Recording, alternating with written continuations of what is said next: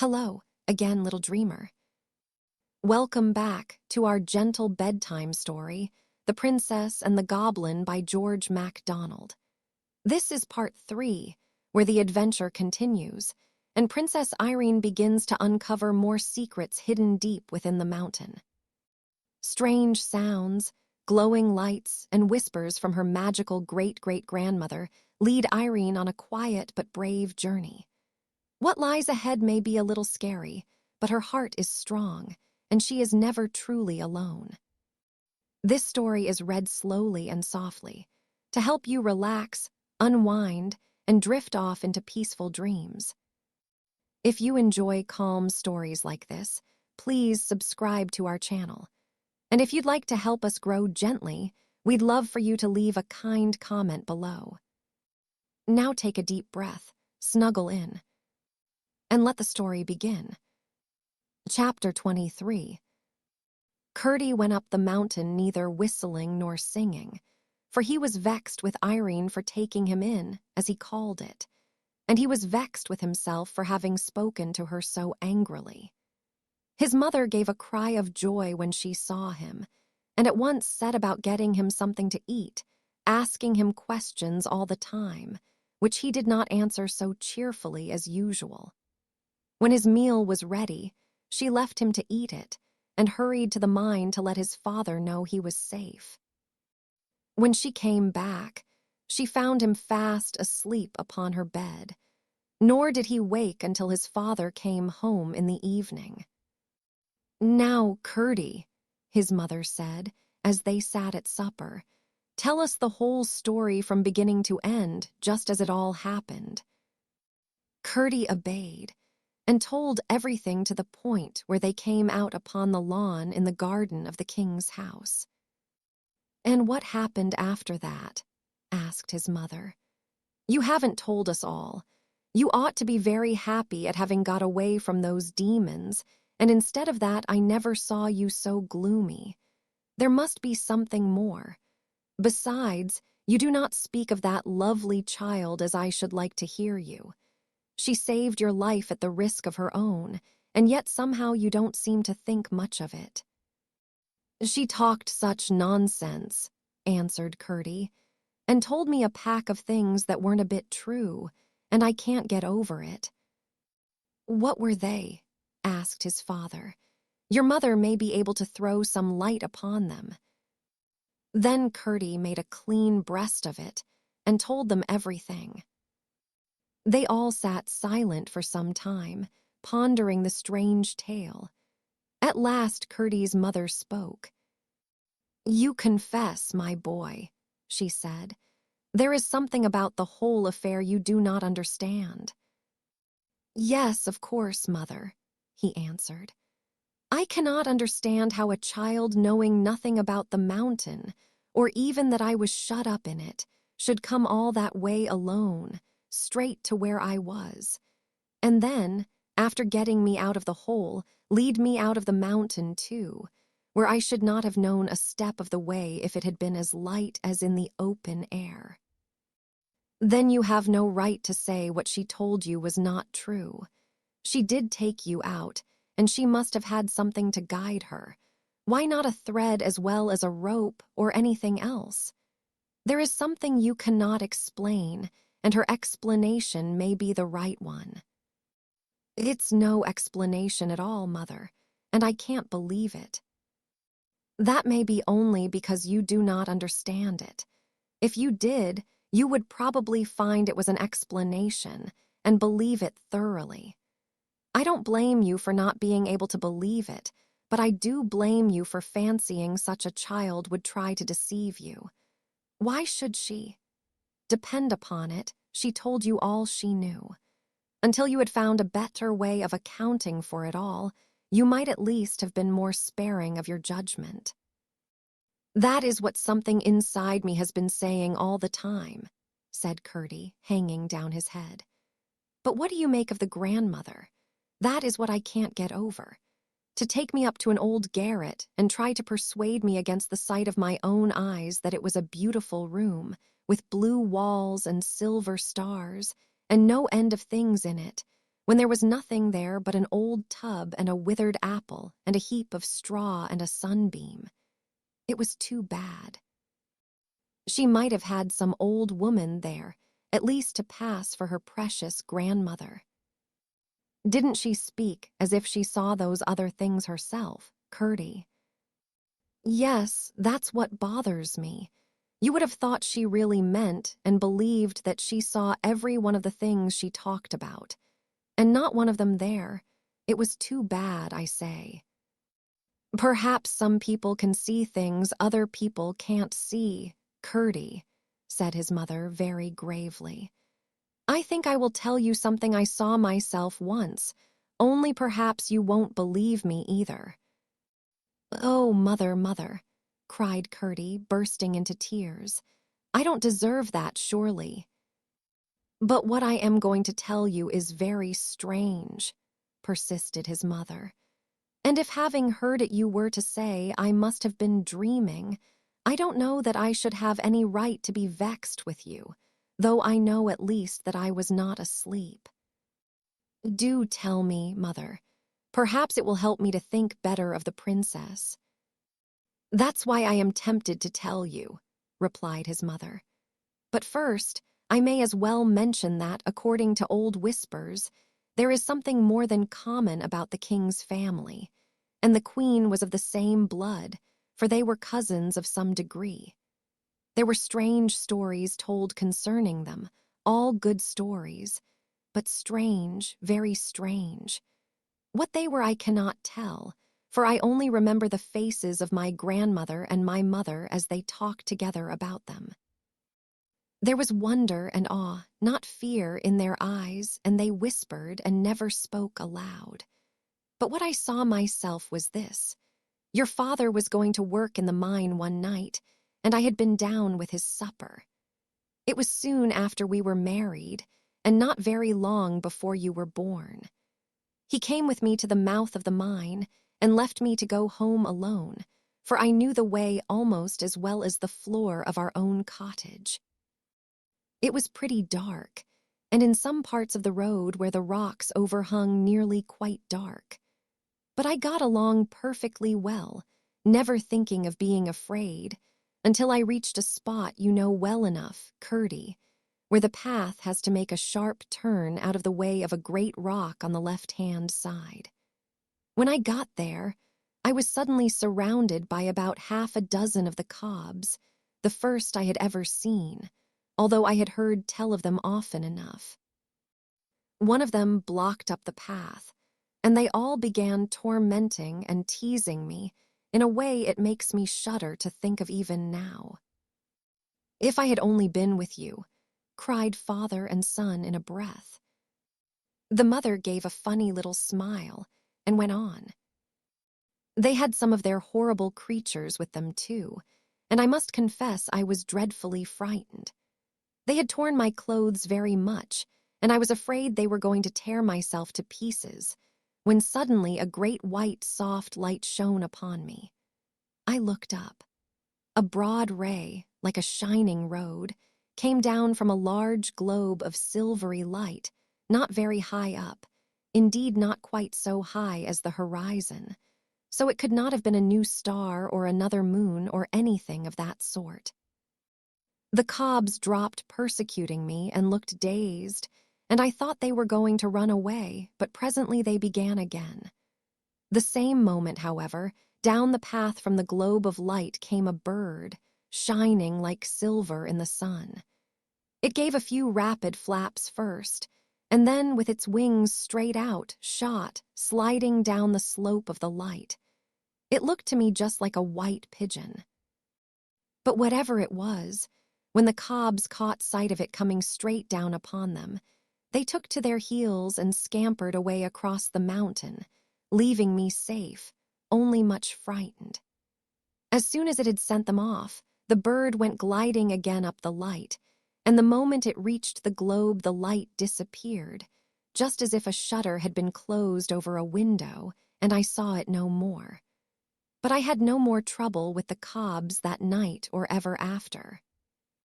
How strange, exclaimed Gertie.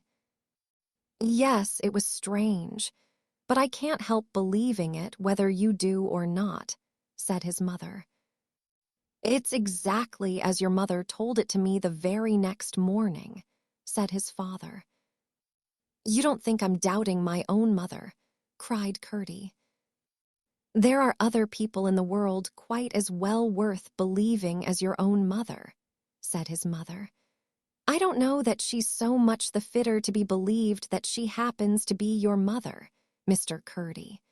There are mothers far more likely to tell lies than the little girl I saw talking to the primroses a few weeks ago.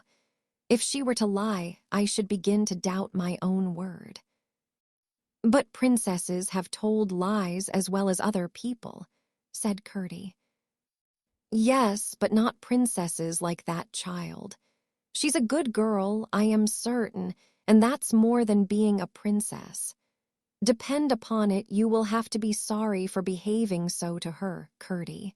You ought at least to have held your tongue.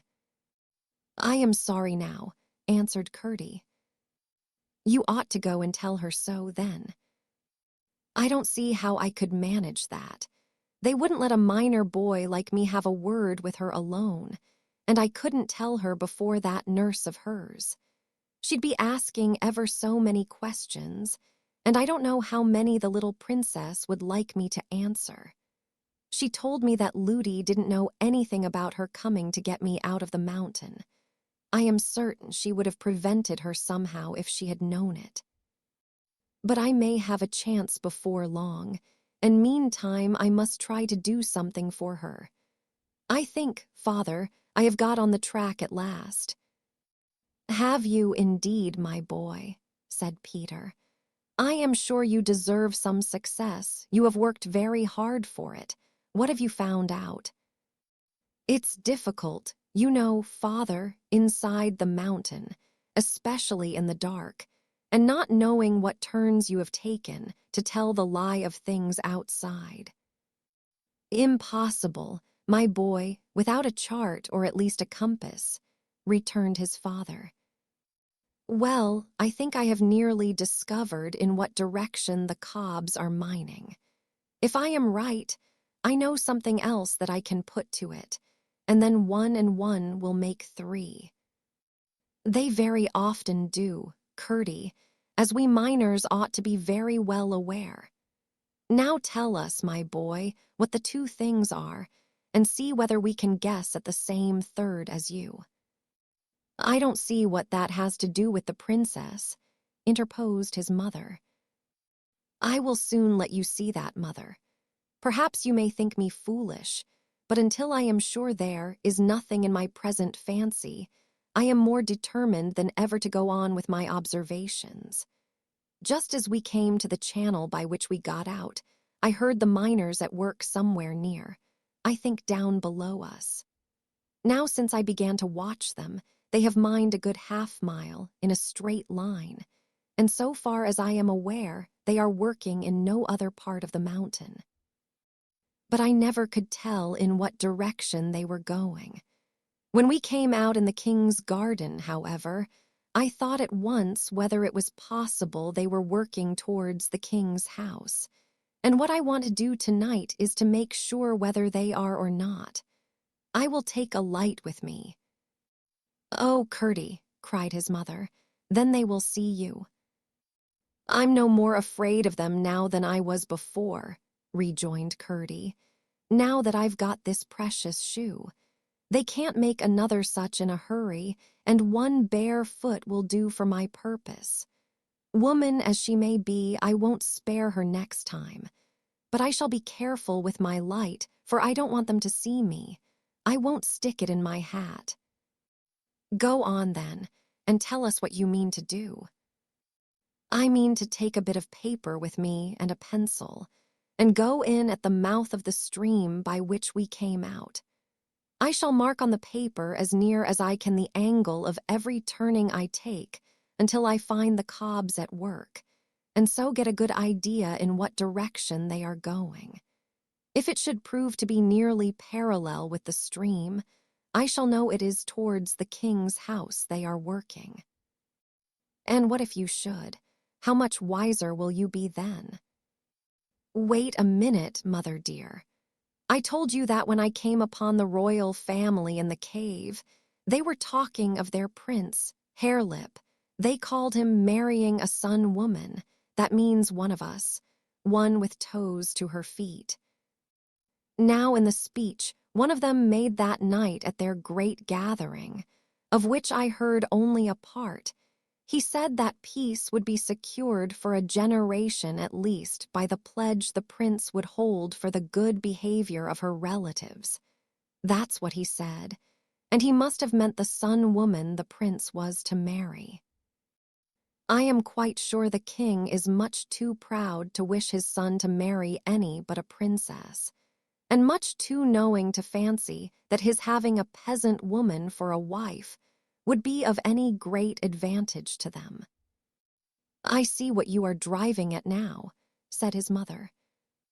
But, said his father, our king would dig the mountain to the plain before he would have his princess the wife of a cob, if he were 10 times a prince. Yes, but they think so much of themselves, said his mother. Small creatures always do. The bantam is the proudest cock in my little yard. And I fancy, said Curdie, if they once got her, they would tell the king they would kill her, except he consented to the marriage. They might say so, said his father, but they wouldn't kill her. They would keep her alive for the sake of the hold it gave them over our king. Whatever he did to them, they would threaten to do the same to the princess. And they are bad enough to torment her just for their own amusement. I know that, said his mother. Anyhow, I will keep a watch on them and see what they are up to, said Curdie. It's too horrible to think of. I daren't let myself do it, but they shan't have her, at least if I can help it. So, mother dear, my clue is all right. Will you get me a bit of paper and a pencil and a lump of peas pudding, and I will set out at once. I saw a place where I can climb over the wall of the garden quite easily. You must mind and keep out of the way of the men on the watch, said his mother. That I will. I don't want them to know anything about it. They would spoil it all. The Cobbs would only try some other plan. They are such obstinate creatures. I shall take good care, mother. They won't kill and eat me either if they should come upon me, so you needn't mind them. His mother got him what he had asked for, and Curdie set out. Close beside the door by which the princess left the garden for the mountain stood a great rock, and by climbing it Curdie got over the wall. He tied his clue to a stone just inside the channel of the stream and took his pickaxe with him. He had not gone far before he encountered a horrid creature coming towards the mouth. The spot was too narrow for two of almost any size or shape, and besides, Curdie had no wish to let the creature pass. Not being able to use his pickaxe, however, he had a severe struggle with him, and it was only after receiving many bites, some of them bad, that he succeeded in killing him with his pocket knife. Having dragged him out, he made haste to get in again before another should stop up the way. I need not follow him farther in this night's adventures.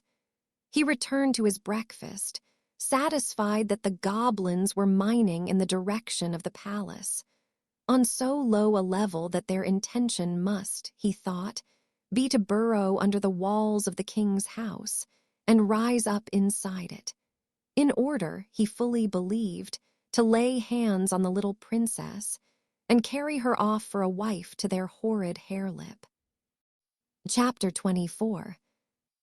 When the princess awoke from the sweetest of sleeps, she found her nurse bending over her, the housekeeper looking over the nurse's shoulder, and the laundry maid looking over the housekeeper's. The room was full of women servants, and the gentlemen-at-arms, with a long column of servants behind them, were peeping or trying to peep in at the door of the nursery. "Are those horrid creatures gone?" asked the princess, remembering first what had terrified her in the morning. "You naughty, naughty little princess," cried Ludi. Her face was very pale, with red streaks in it, and she looked as if she were going to shake her. But Irene said nothing, only waited to hear what should come next. "How could you get under the clothes like that and make us all fancy you were lost? And keep it up all day, too. You are the most obstinate child. It's anything but fun to us, I can tell you." It was the only way the nurse could account for her disappearance. "I didn't do that, Ludi," said Irene very quietly. "Don't tell stories," cried her nurse quite rudely. "I shall tell you nothing at all," said Irene. "That's just as bad," said the nurse. "Just as bad to say nothing at all as to tell stories," exclaimed the princess. "I will ask my papa about that. He won't say so, and I don't think he will like you to say so." "Tell me directly what you mean by it," screamed the nurse, half wild with anger at the princess and fright at the possible consequences to herself. "When I tell you the truth, Ludi," said the princess, who somehow did not feel at all angry, "you say to me, 'Don't tell stories.'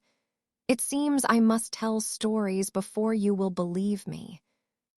"You are very rude, princess," said the nurse. "You are so rude, Ludi, that I will not speak to you again till you are sorry." "Why should I, when I know you will not believe me?" returned the princess. For she did know perfectly well that if she were to tell Ludi what she had been about, the more she went on to tell her, the less would she believe her. "You are the most provoking child," cried her nurse. "You deserve to be well punished for your wicked behavior." "Please, Mrs. Housekeeper," said the princess, "will you take me to your room and keep me till my King Papa comes? I will ask him to come as soon as he can." Everyone stared at these words. Up to this moment, they had all regarded her as little more than a baby. But the housekeeper was afraid of the nurse and sought to patch matters up, saying, "I am sure, princess, Nursey did not mean to be rude to you. I do not think my papa would wish me to have a nurse who spoke to me as Ludi does. If she thinks I tell lies, she had better either say so to my papa or go away. Sir Walter, will you take charge of me?" "With the greatest of pleasure, princess," answered the captain of the gentlemen-at-arms, walking with his great stride into the room. The crowd of servants made eager way for him, and he bowed low before the little princess's bed. "I shall send my servant at once, on the fastest horse in the stable, to tell your King Papa that your Royal Highness desires his presence. When you have chosen one of these under-servants to wait upon you, I shall order the room to be cleared." "Thank you very much, Sir Walter," said the princess, and her eye glanced towards a rosy-cheeked girl who had lately come to the house as a scullery maid. But when Ludi saw the eyes of her dear princess going in search of another instead of her, she fell upon her knees by the bedside and burst into a great cry of distress. "I think, Sir Walter," said the princess, "I will keep Ludi, but I put myself under your care, and you need not trouble my King Papa until I speak to you again. Will you all please to go away? I am quite safe and well, and I did not hide myself for the sake either of amusing myself or of troubling my people. Ludi, will you please to dress me?"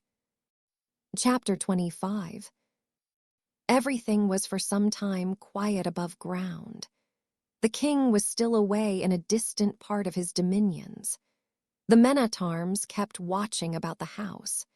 They had been considerably astonished by finding at the foot of the rock in the garden the hideous body of the goblin creature killed by Curdie. but they came to the conclusion that it had been slain in the mines and had crept out there to die, and except an occasional glimpse of a live one, they saw nothing to cause alarm. Curdie kept watching in the mountain, and the goblins kept burrowing deeper into the earth. As long as they went deeper, there was, Curdie judged, no immediate danger.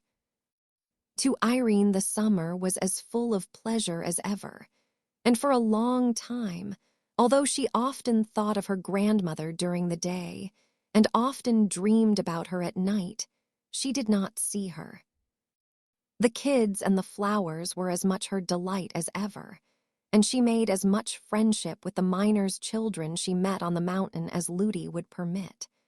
But Ludi had very foolish notions concerning the dignity of a princess, not understanding that the truest princess is just the one who loves all her brothers and sisters best, and who is most able to do them good by being humble towards them.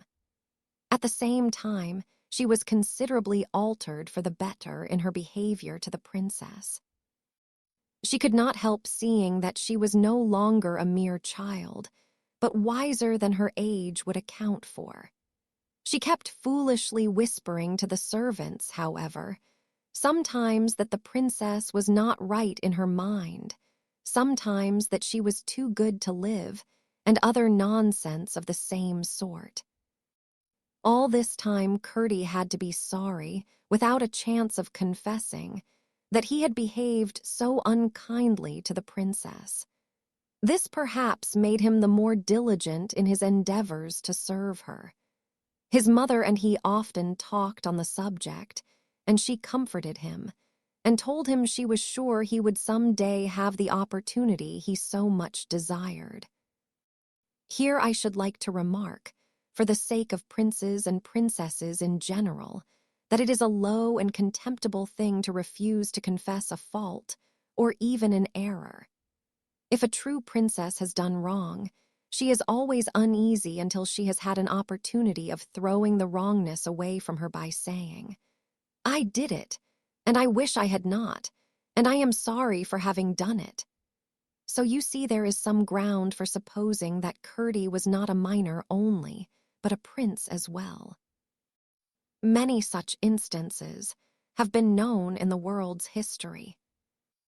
At length, however, he began to see signs of a change in the proceedings of the Goblin excavators. They were going no deeper, but had commenced running on a level, and he watched them, therefore, more closely than ever.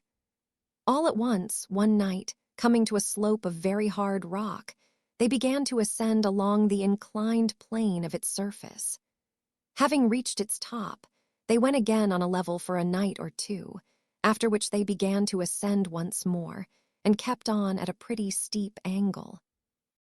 At length Curdie judged it time to transfer his observation to another quarter, and the next night he did not go to the mine at all, but, leaving his pickaxe and clue at home, and taking only his usual lumps of bread and peas pudding, went down the mountain to the king's house.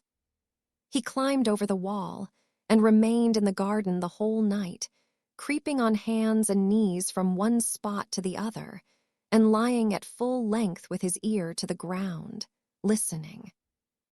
But he heard nothing except the tread of the men-at-arms as they marched about, whose observation, as the night was cloudy and there was no moon, he had little difficulty in avoiding. For several following nights he continued to haunt the garden and listen, but with no success.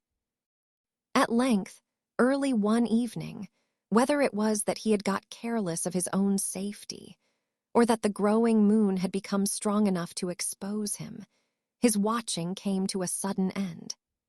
He was creeping from behind the rock where the stream ran out, for he had been listening all round it in the hope it might convey to his ear some indication of the whereabouts of the Goblin miners, when just as he came into the moonlight on the lawn, a whiz in his ear and a blow upon his leg startled him. He instantly squatted in the hope of eluding further notice, but when he heard the sound of running feet, he jumped up to take the chance of escape by flight. He fell, however, with a keen shoot of pain, for the bolt of a crossbow had wounded his leg, and the blood was now streaming from it. He was instantly laid hold of by 2 or 3 of the men-at-arms. It was useless to struggle, and he submitted in silence. "It's a boy," cried several of them together in a tone of amazement. "I thought it was one of those demons. What are you about here?" "Going to have a little rough usage, apparently," said Curdie, laughing, as the men shook him. "Impertinence will do you no good. You have no business here in the king's grounds, and if you don't give a true account of yourself, you shall fare as a thief." "Why, what else could he be?" said one. "He might have been after a lost kid, you know," suggested another. "I see no good in trying to excuse him. He has no business here anyhow." "Let me go away, then, if you please," said Curdie. "But we don't please, not except you give a good account of yourself." "I don't feel quite sure whether I can trust you," said Curdie.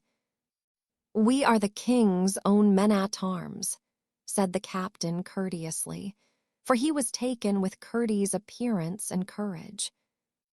"Well, I will tell you all about it, if you will promise to listen to me and not do anything rash." "I call that cool," said one of the party, laughing. "He will tell us what mischief he was about if we promise to do as pleases him." "I was about no mischief," said Curdie. But ere he could say more, he turned faint and fell senseless on the grass. Then first they discovered that the bolt they had shot, taking him for one of the goblin creatures, had wounded him. They carried him into the house and laid him down in the hall. The report spread that they had caught a robber, and the servants crowded in to see the villain. Amongst the rest came the nurse. The moment she saw him, she exclaimed with indignation, "I declare it's the same young rascal of a miner that was rude to me and the princess on the mountain. He actually wanted to kiss the princess. I took good care of that, the wretch. And he was prowling about, was he, just like his impudence." The princess being fast asleep, she could misrepresent at her pleasure. When he heard this, the captain, although he had considerable doubt of its truth, resolved to keep Curdie a prisoner until they could search into the affair. So, after they had brought him round a little and attended to his wound, which was rather a bad one, they laid him, still exhausted from the loss of blood, upon a mattress in a disused room, one of those already so often mentioned, and locked the door and left him. He passed a troubled night, and in the morning they found him talking wildly. In the evening he came to himself, but felt very weak, and his leg was exceedingly painful. Wondering where he was, and seeing one of the men-at-arms in the room, he began to question him, and soon recalled the events of the preceding night. As he was himself unable to watch any more, he told the soldier all he knew about the goblins, and begged him to tell his companions, and stir them up to watch with tenfold vigilance. But whether it was that he did not talk quite coherently, or that the whole thing appeared incredible, certainly the man concluded that Curdie was only raving still, and tried to coax him into holding his tongue. This, of course, annoyed Curdie dreadfully, who now felt in his turn what it was not to be believed, and the consequence was that his fever returned, and by the time when, at his persistent entreaties, the captain was called, there could be no doubt that he was raving. They did for him what they could, and promised everything he wanted, but with no intention of fulfillment. At last he went to sleep, and when at length his sleep grew profound and peaceful, they left him, locked the door again, and withdrew, intending to revisit him early in the morning. Chapter 26. That same night, several of the servants were having a chat together before going to bed. "What can that noise be?" said one of the housemaids, who had been listening for a moment or two. "I've heard it the last 2 nights," said the cook. "If there were any about the place, I should have taken it for rats, but my Tom keeps them far enough." "I've heard, though," said the scullery maid, "that rats move about in great companies sometimes. There may be an army of them invading us. I've heard the noises yesterday and today, too." "It'll be grand fun, then, for my Tom and Mrs. Housekeeper's Bob," said the cook. "They'll be friends for once in their lives and fight on the same side. I'll engage Tom and Bob together will put to flight any number of rats." "It seems to me," said the nurse, "that the noises are much too loud for that. I have heard them all day, and my princess has asked me several times what they could be. Sometimes they sound like distant thunder, and sometimes like the noises you hear in the mountain from those horrid miners underneath." "I shouldn't wonder," said the cook, "if it was the miners after all. They may have come on some hole in the mountain through which the noises reach to us. They are always boring and blasting and breaking, you know." As he spoke, there came a great rolling rumble beneath them, and the house quivered. They all started up in a fright, and rushing to the hall found the gentlemen-at-arms in consternation also. They had sent to wake their captain, who said from their description that it must have been an earthquake, an occurrence which, although very rare in that country, had taken place almost within the century, and then went to bed again, strange to say, and fell fast asleep without once thinking of Curdie, or associating the noises they had heard with what he had told them. He had not believed Curdie. If he had, he would at once have thought of what he had said, and would have taken precautions.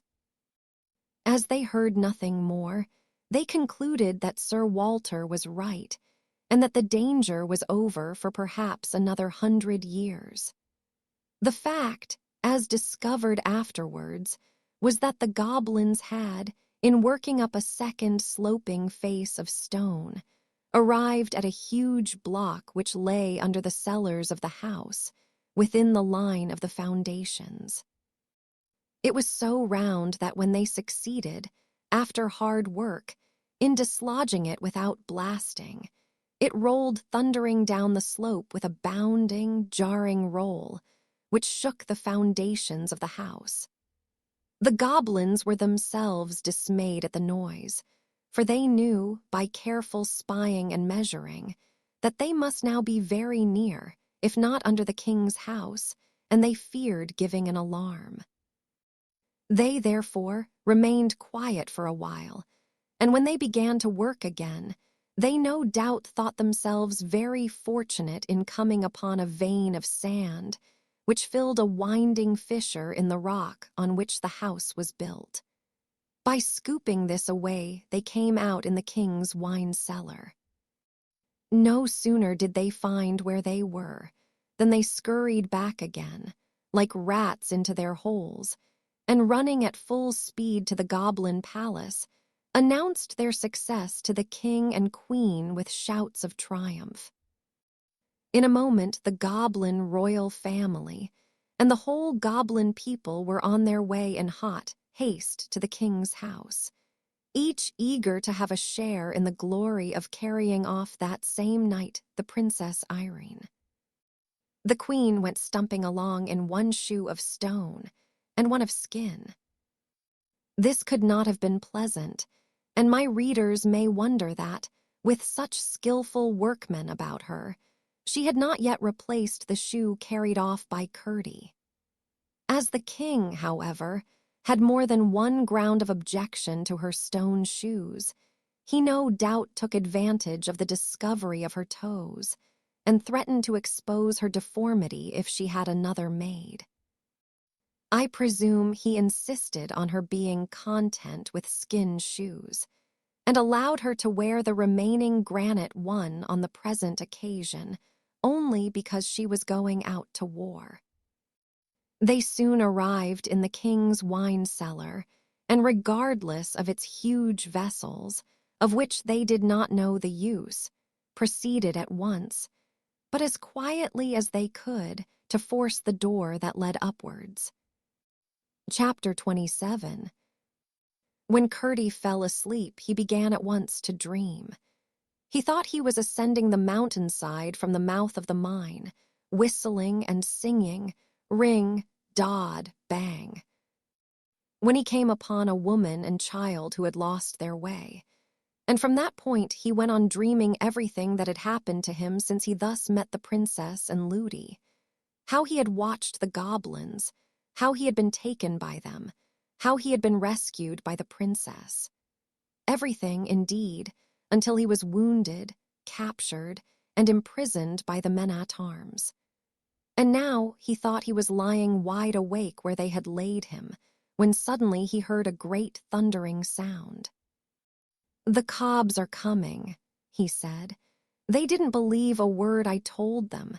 The cobs'll be carrying off the princess from under their stupid noses. But they shan't, that they shan't." He jumped up, as he thought, and began to dress, but to his dismay found that he was still lying in bed. "Now then, I will," he said. "Here goes, I am up now." But yet again he found himself snug in bed. 20 times he tried, and 20 times he failed, for in fact he was not awake, only dreaming that he was. At length, in an agony of despair, fancying he heard the goblins all over the house, he gave a great cry.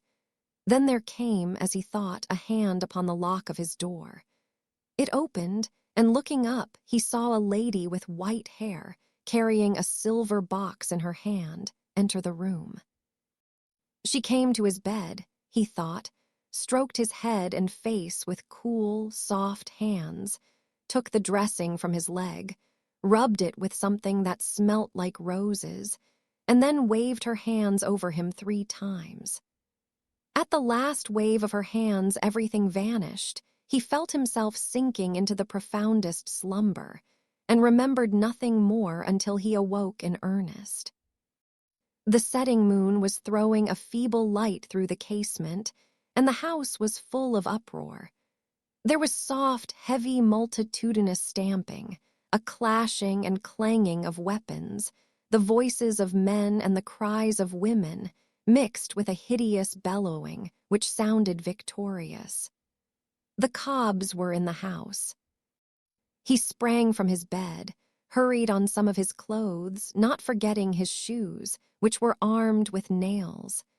Then, spying an old hunting knife or short sword hanging on the wall, he caught it and rushed down the stairs, guided by the sounds of strife, which grew louder and louder.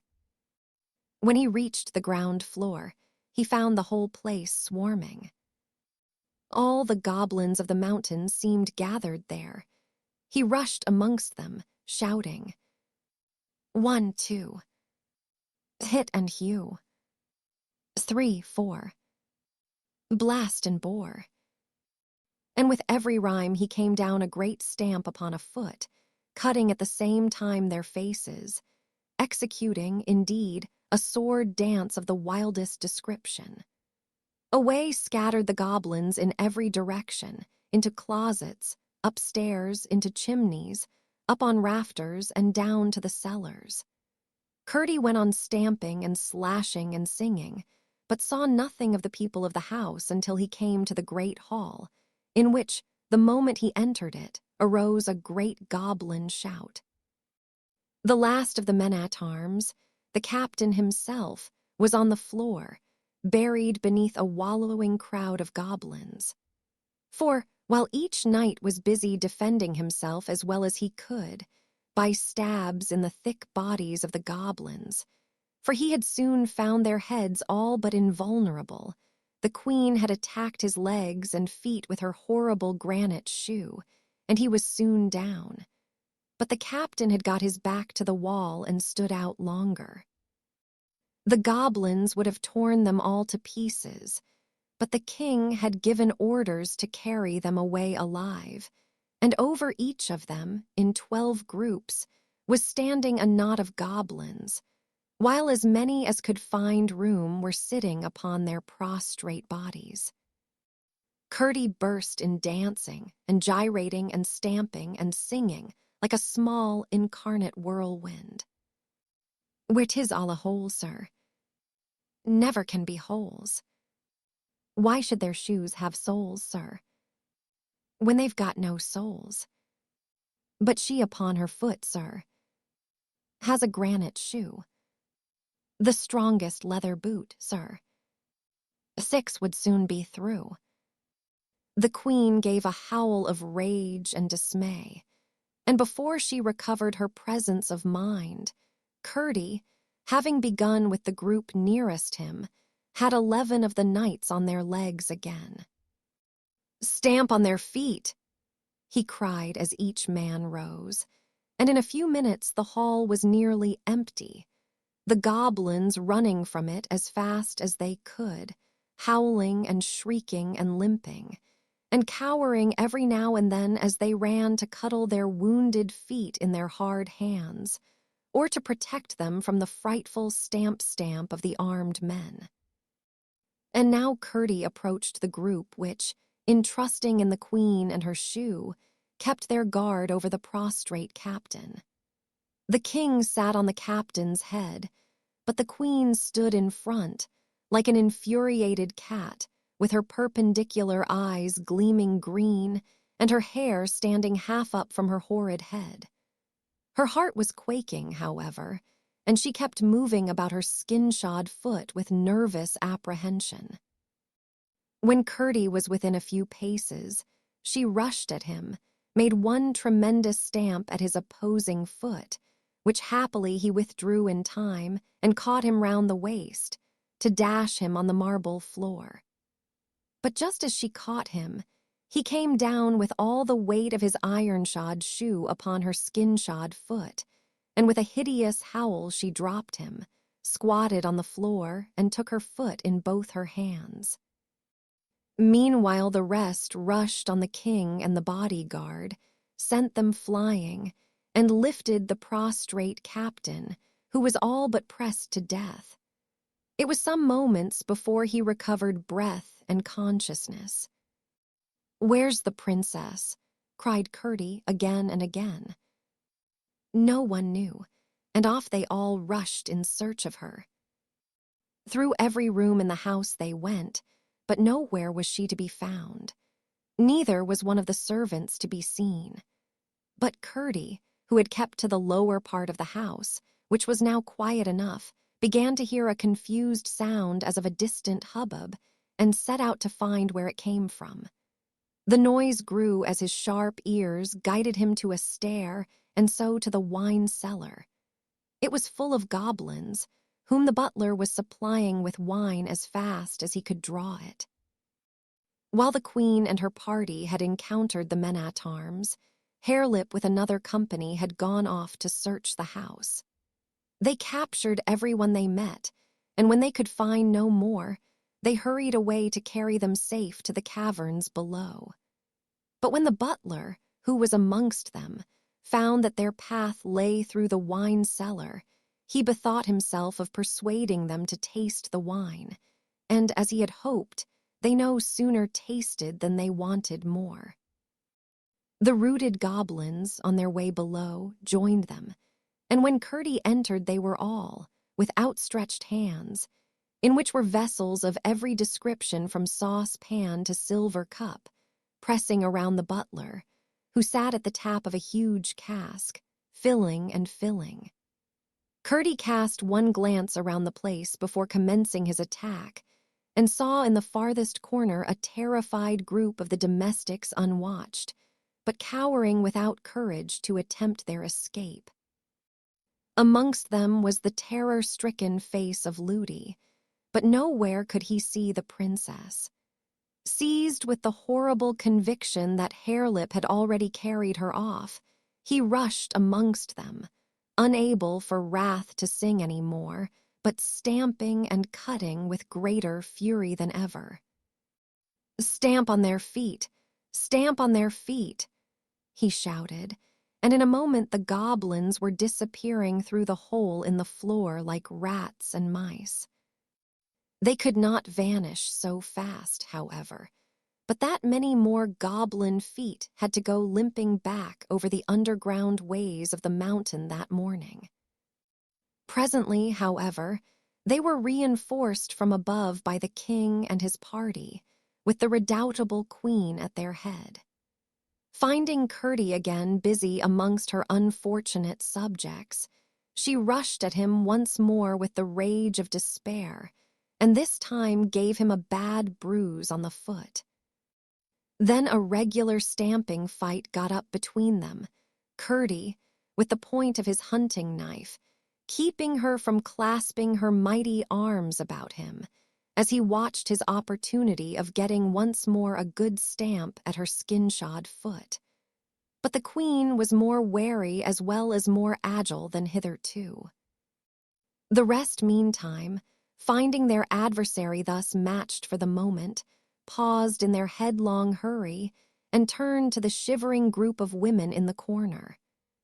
As if determined to emulate his father and have a son-woman of some sort to share his future throne, Harelip rushed at them, caught up Ludi, and sped with her to the hole. She gave a great shriek, and Curdie heard her and saw the plight she was in. Gathering all his strength, he gave the queen a sudden cut across the face with his weapon, came down, as she started back, with all his weight on the proper foot, and sprung to Ludi's rescue. The prince had 2 defenseless feet, and on both of them Curdie stamped just as he reached the hole. He dropped his burden and rolled, shrieking, into the earth. Curdie made one stab at him as he disappeared, caught hold of the senseless Ludi, and having dragged her back to the corner, there mounted guard over her, preparing once more to encounter the queen. Her face streaming with blood, and her eyes flashing green lightning through it, she came on with her mouth open and her teeth grinning like a tiger's, followed by the king and her bodyguard of the thickest goblins. But the same moment in rushed the captain and his men, and ran at them stamping furiously. They dared not encounter such an onset. Away they scurried, the queen foremost. Of course, the right thing would have been to take the king and queen prisoners and hold them hostages for the princess, but they were so anxious to find her that no one thought of detaining them until it was too late. Having thus rescued the servants, they set about searching the house once more. None of them could give the least information concerning the princess. Ludi was almost silly with terror, and, although scarcely able to walk, would not leave Curdie's side for a single moment. Again, he allowed the others to search the rest of the house, where, except a dismayed goblin lurking here and there, they found no one, while he requested Ludi to take him to the princess's room. She was as submissive and obedient as if he had been the king. He found the bedclothes tossed about, and most of them on the floor, while the princess's garments were scattered all over the room, which was in the greatest confusion. It was only too evident that the goblins had been there, and Curdie had no longer any doubt that she had been carried off at the very first of the inroad. With a pang of despair, he saw how wrong they had been in not securing the king and queen and prince, but he determined to find and rescue the princess as she had found and rescued him, or meet the worst fate to which the goblins could doom him. Chapter 28. Just as the consolation of this resolve dawned upon his mind, and he was turning away for the cellar to follow the goblins into their hole, something touched his hand. It was the slightest touch, and when he looked he could see nothing. Feeling and peering about in the gray of the dawn, his fingers came upon a tight thread. He looked again, and narrowly, but still could see nothing. It flashed upon him that this must be the princess's thread. Without saying a word, for he knew no one would believe him any more than he had believed the princess, he followed the thread with his finger, contrived to give Ludi the slip, and was soon out of the house and on the mountainside, surprised that, if the thread were indeed the grandmother's messenger, it should have led the princess, as he supposed it must, into the mountain, where she would be certain to meet the goblins rushing back enraged from their defeat. But he hurried on in the hope of overtaking her first. When he arrived, however, at the place where the path turned off for the mine, he found that the thread did not turn with it, but went straight up the mountain. Could it be that the thread was leading him home to his mother's cottage? Could the princess be there? He bounded up the mountain like one of its own goats, and before the sun was up the thread had brought him indeed to his mother's door. There it vanished from his fingers, and he could not find it, search as he might. The door was on the latch, and he entered. There sat his mother by the fire, and in her arms lay the princess, fast asleep. "Hush, Curdie," said his mother. "Do not wake her. I'm so glad you're come. I thought the cobs must have got you again." With a heart full of delight, Curdie sat down at a corner of the hearth, on a stool opposite his mother's chair, and gazed at the princess, who slept as peacefully as if she had been in her own bed. All at once she opened her eyes and fixed them on him. "Oh, Curdie, you're come," she said quietly. "I thought you would." Curdie rose and stood before her with downcast eyes. "Irene," he said, "I am very sorry I did not believe you." "Oh, never mind, Curdie," answered the princess. "You couldn't, you know. You do believe me now, don't you?" "I can't help it now. I ought to have helped it before." "Why can't you help it now?"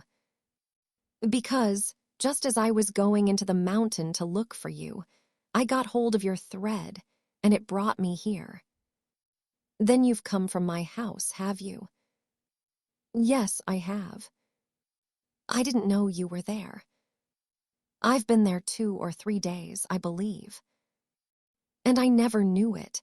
Then perhaps you can tell me why my grandmother has brought me here. I can't think. Something woke me. I didn't know what, but I was frightened, and I felt for the thread, and there it was. I was more frightened still when it brought me out on the mountain, for I thought it was going to take me into it again, and I like the outside of it best. I supposed you were in trouble again, and I had to get you out. But it brought me here instead, and, oh, Curdie, your mother has been so kind to me, just like my own grandmother." Here Curdie's mother gave the princess a hug, and the princess turned and gave her a sweet smile, and held up her mouth to kiss her. "Then you didn't see the cobs?" asked Curdie. "No, I haven't been into the mountain, I told you, Curdie." "But the cobs have been into your house, all over it, and into your bedroom, making such a row." "What did they want there? It was very rude of them." "They wanted you, to carry you off into the mountain with them, for a wife to their Prince Harelip." "Oh, how dreadful!" cried the princess, shuddering. "But you needn't be afraid, you know. Your grandmother takes care of you." "Ah, you do believe in my grandmother, then. I'm so glad. She made me think you would some day." All at once Curdie remembered his dream, and was silent, thinking. "But how did you come to be in my house, and me not know it?" asked the princess. Then Curdie had to explain everything, how he had watched for her sake, how he had been wounded and shut up by the soldiers, how he heard the noises and could not rise, and how the beautiful old lady had come to him, and all that followed. Poor Curdie, to lie there hurt and ill, and me never to know it, exclaimed the princess, stroking his rough hand. I would have come and nursed you if they had told me. I didn't see you were lame, said his mother. Am I, mother? Oh, yes, I suppose I ought to be. I declare I've never thought of it since I got up to go down amongst the cobs. Let me see the wound, said his mother. He pulled down his stocking, when behold, except a great scar, his leg was perfectly sound. Curdie and his mother gazed in each other's eyes, full of wonder, but Irene called out, I thought so, Curdie. I was sure it wasn't a dream. I was sure my grandmother had been to see you. Don't you smell the roses? It was my grandmother healed your leg and sent you to help me. No, Princess Irene, said Curdie. I wasn't good enough to be allowed to help you. I didn't believe you. Your grandmother took care of you without me. She sent you to help my people, anyhow. I wish my King Papa would come.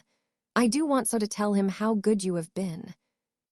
But, said the mother, we are forgetting how frightened your people must be. You must take the princess home at once, Curdie, or at least go and tell them where she is. Yes, mother, only I'm dreadfully hungry. Do let me have some breakfast first.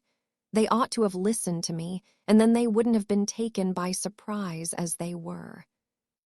That is true, Curdie, but it is not for you to blame them much. You remember. Yes, mother, I do. Only I must really have something to eat. You shall, my boy, as fast as I can get it, said his mother, rising and setting the princess on her chair. But before his breakfast was ready, Curdie jumped up so suddenly as to startle both his companions. Mother, mother, he cried, I was forgetting. You must take the princess home yourself. I must go and wake my father. Without a word of explanation, he rushed to the place where his father was sleeping. Having thoroughly roused him with what he told him, he darted out of the cottage. Chapter 29.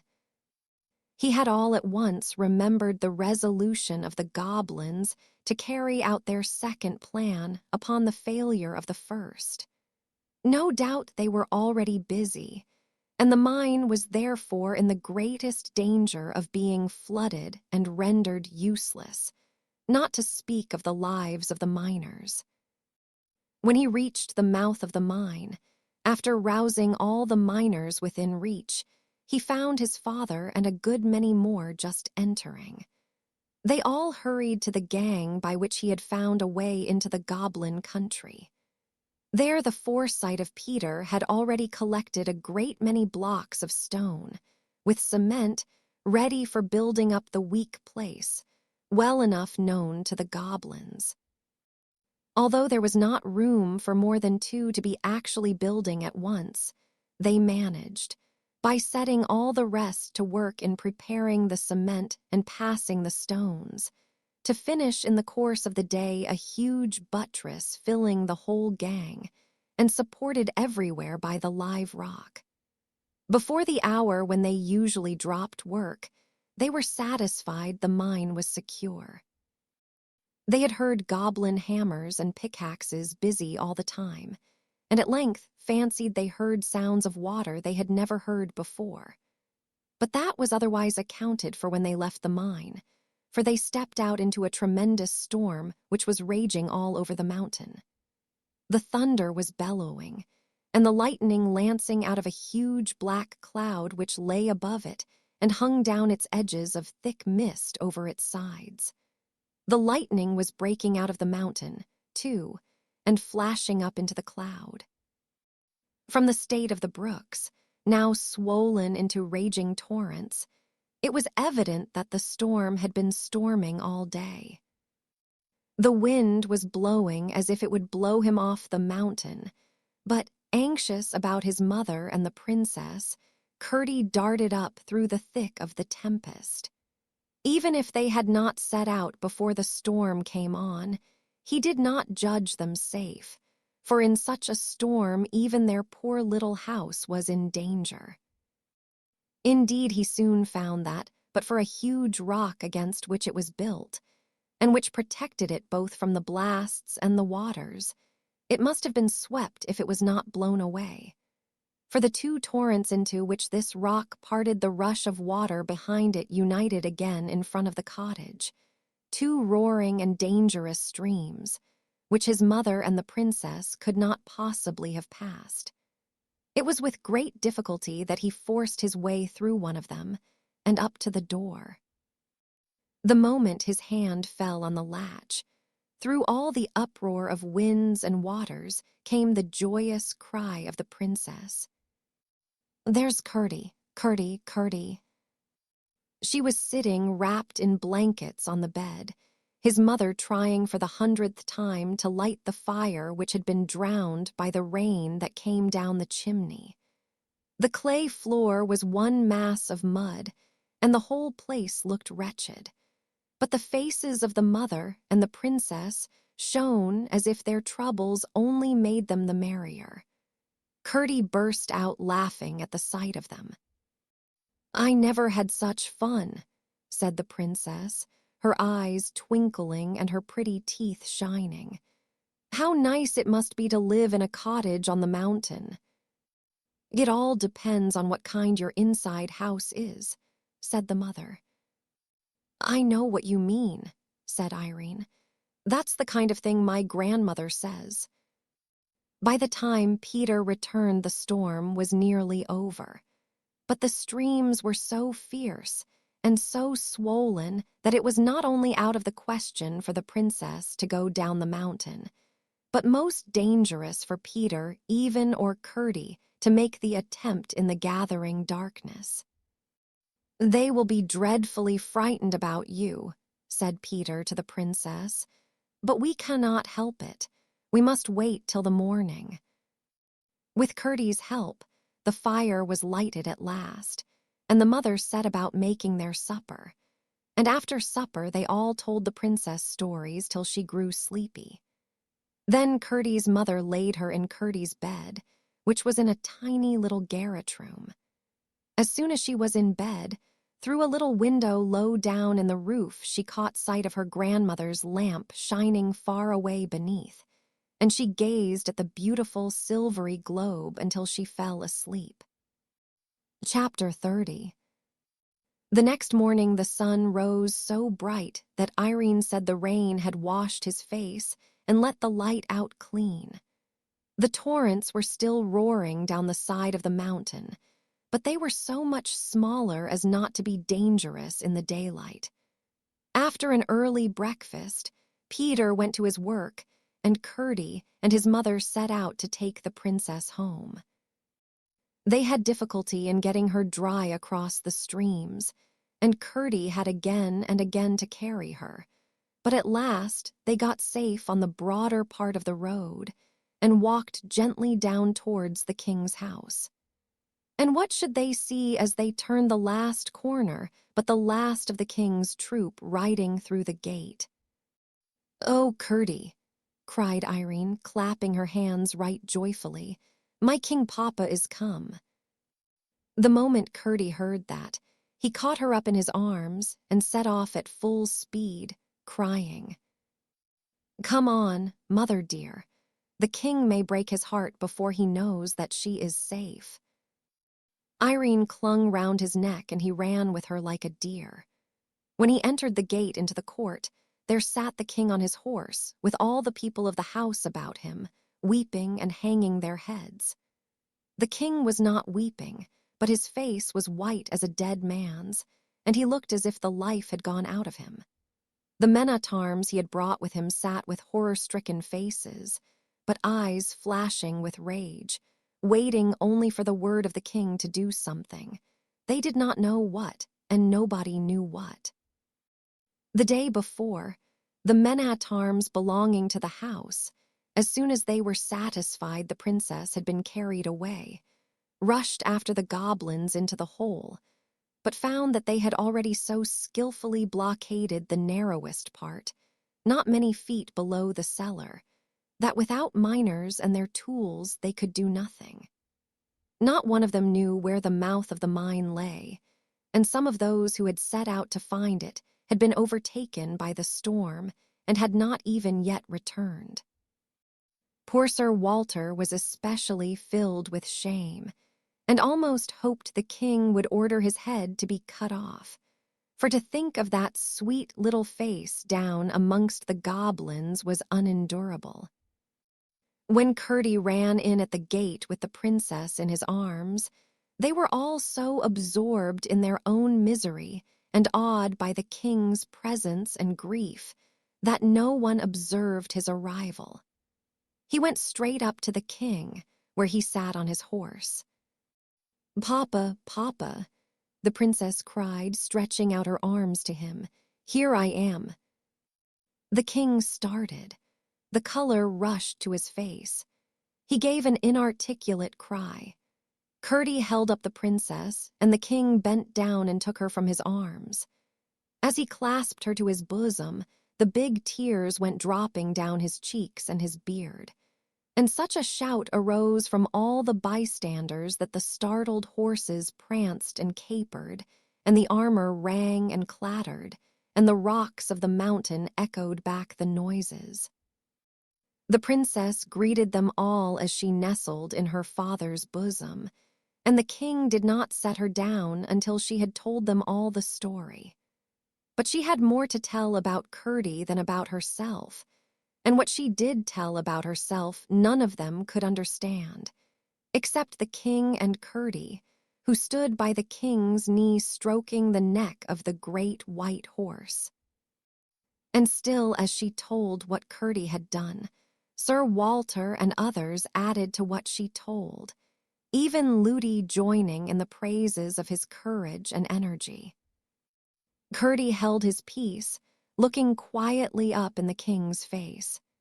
And his mother stood on the outskirts of the crowd listening with delight, for her son's deeds were pleasant in her ears, until the princess caught sight of her. "And there is his mother, King Papa," she said. "See there, she is such a nice mother and has been so kind to me." They all parted asunder as the king made a sign to her to come forward. She obeyed, and he gave her his hand, but could not speak. "And now, King Papa," the princess went on, "I must tell you another thing. One night long ago, Curdie drove the goblins away and brought Ludi and me safe from the mountain. And I promised him a kiss when we got home, but Ludi wouldn't let me give it him. I don't want you to scold Ludi, but I want you to tell her that a princess must do as she promises." "Indeed she must, my child, except it be wrong," said the king. "There, give Curdie a kiss." And as he spoke, he held her towards him. The princess reached down, threw her arms round Curdie's neck, and kissed him on the mouth, saying, "There, Curdie, there's the kiss I promised you." Then they all went into the house, and the cook rushed to the kitchen and the servants to their work. Ludi dressed Irene in her shiningest clothes, and the king put off his armor and put on purple and gold. And a messenger was sent for Peter and all the miners, and there was a great and a grand feast, which continued long after the princess was put to bed. Chapter 31. The king's harper, who always formed a part of his escort, was chanting a ballad which he made as he went on playing on his instrument, about the princess and the goblins, and the prowess of Curdie, when all at once he ceased, with his eyes on one of the doors of the hall. Thereupon the eyes of the king and his guests turned thitherward also. The next moment, through the open doorway came the Princess Irene. She went straight up to her father, with her right hand stretched out a little sideways, and her forefinger, as her father and Curdie understood, feeling its way along the invisible thread. The king took her on his knee, and she said in his ear, "King Papa, do you hear that noise?" "I hear nothing," said the king. "Listen," she said, holding up her forefinger. The king listened, and a great stillness fell upon the company. Each man, seeing that the king listened, listened also, and the harper sat with his harp between his arms, and his finger silent upon the strings. "I do hear a noise," said the king at length, a noise as of distant thunder. "It is coming nearer and nearer. What can it be?"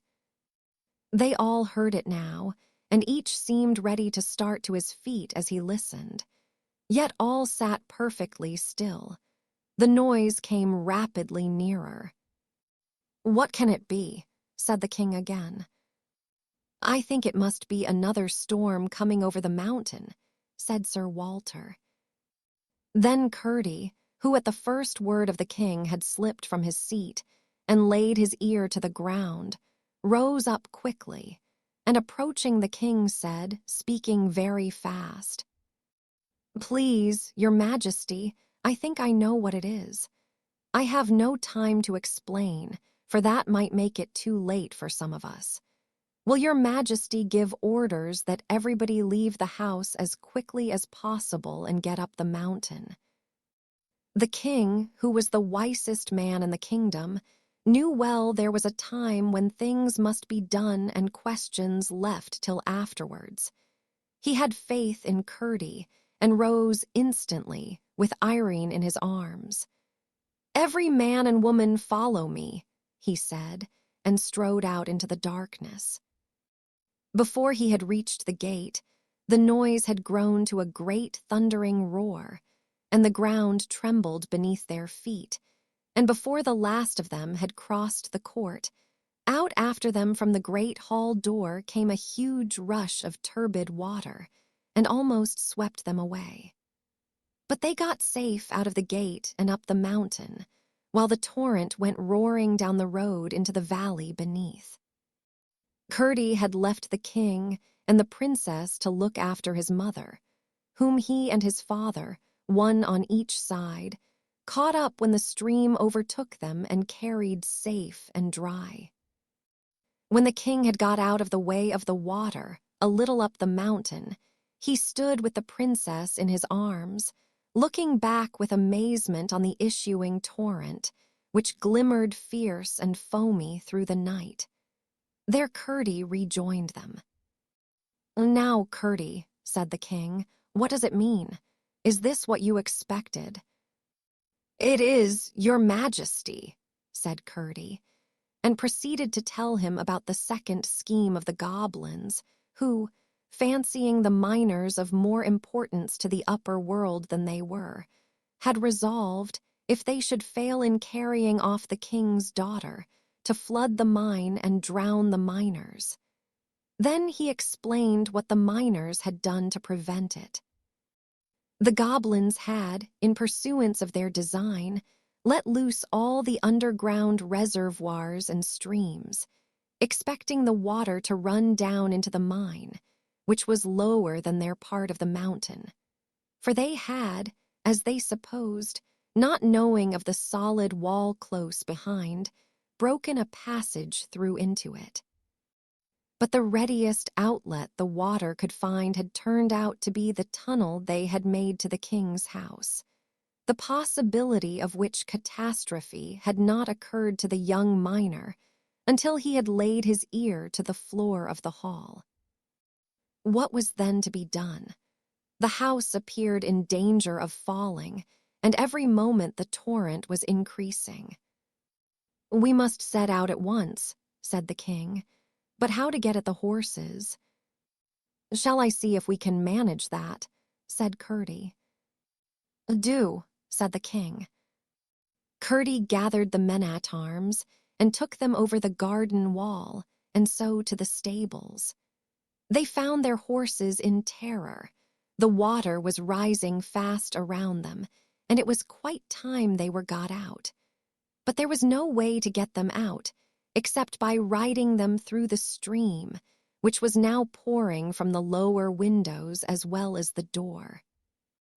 As one horse was quite enough for any man to manage through such a torrent, Curdie got on the king's white charger, and, leading the way, brought them all in safety to the rising ground. "Look, look, Curdie!" cried Irene, the moment that, having dismounted, he led the horse up to the king. Curdie did look, and saw, high in the air, somewhere about the top of the king's house, a great globe of light shining like the purest silver. "Oh," he cried in some consternation, "that is your grandmother's lamp. We must get her out. I will go and find her. The house may fall, you know." "My grandmother is in no danger," said Irene, smiling. "Here, Curdie, take the princess while I get on my horse," said the king.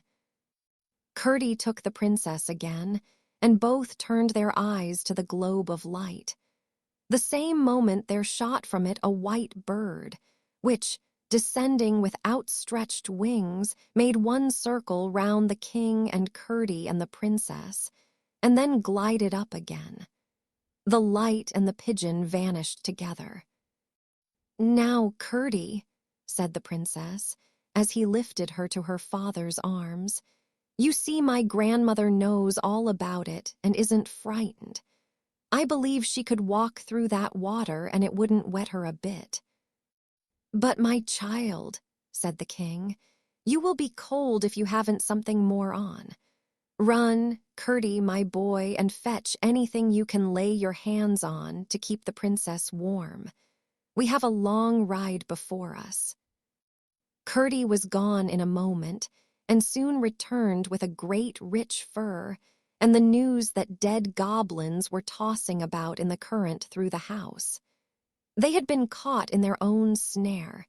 Instead of the mine, they had flooded their own country, whence they were now swept up drowned. Irene shuddered, but the king held her close to his bosom. Then he turned to Sir Walter and said, "Bring Curdie's father and mother here." "I wish," said the king when they stood before him, "to take your son with me. He shall enter my bodyguard at once and wait further promotion." Peter and his wife, overcome, only murmured almost inaudible thanks, but Curdie spoke aloud. "Please, your majesty," he said, "I cannot leave my father and mother." "That's right, Curdie," cried the princess. "I wouldn't if I was you."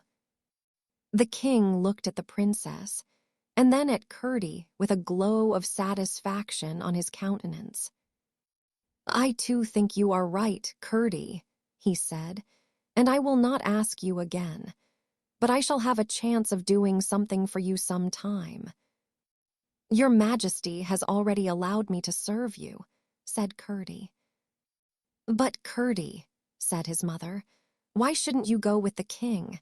We can get on very well without you." "But I can't get on very well without you," said Curdie. "The king is very kind, but I could not be half the use to him that I am to you. Please, your majesty, if you wouldn't mind giving my mother a red petticoat. I should have got her one long ago, but for the goblins." "As soon as we get home," said the king. "Irene and I will search out the warmest one to be found and send it by one of the gentlemen."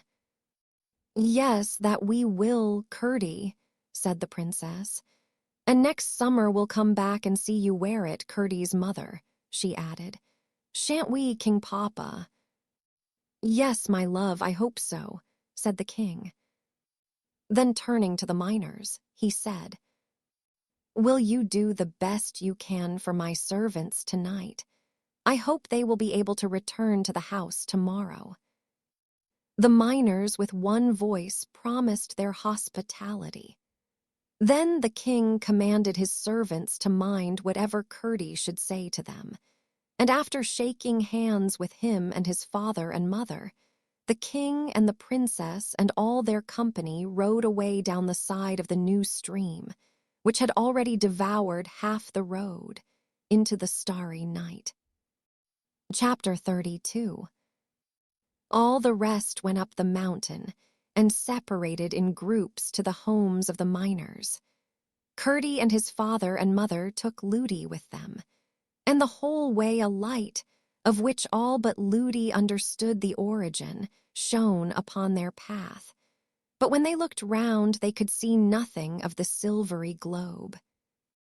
For days and days, the water continued to rush from the doors and windows of the king's house, and a few goblin bodies were swept out into the road. Curdie saw that something must be done. He spoke to his father and the rest of the miners, and they at once proceeded to make another outlet for the waters. By setting all hands to the work, tunneling here and building there, they soon succeeded. And having also made a little tunnel to drain the water away from under the king's house, they were soon able to get into the wine cellar, where they found a multitude of dead goblins. Among the rest, the queen, with the skin shoe gone, and the stone one fast to her ankle, for the water had swept away the barricade, which prevented the men-at-arms from following the goblins and had greatly widened the passage. They built it securely up, and then went back to their labors in the mine. A good many of the goblins with their creatures escaped from the inundation out upon the mountain, but most of them soon left that part of the country, and most of those who remained grew milder in character, and indeed became very much like the Scotch brownies. Their skulls became softer as well as their hearts, and their feet grew harder, and by degrees they became friendly with the inhabitants of the mountain and even with the miners. But the latter were merciless to any of the cob's creatures that came in their way, until at length they all but disappeared. The rest of the history of the princess and Curdie must be kept for another volume. And so, with courage in her heart and the magical thread to guide her, Princess Irene helped save the day. The goblins were driven back into the mountains, and peace returned to the kingdom above. Thanks to her bravery and the quiet wisdom of her great-great-grandmother, Irene learned that sometimes the smallest light can lead us through the darkest places. Her story reminds us that kindness, trust, and a little bit of wonder can make all the difference. Thank you for joining us on this magical adventure. If you enjoyed this story and would like more peaceful tales, we'd love for you to subscribe to our channel. And if you'd like to help our Storytime family grow with kindness, please leave a warm comment below. Now close your eyes, feel safe and still, and drift off into sweet, enchanted dreams. Good night.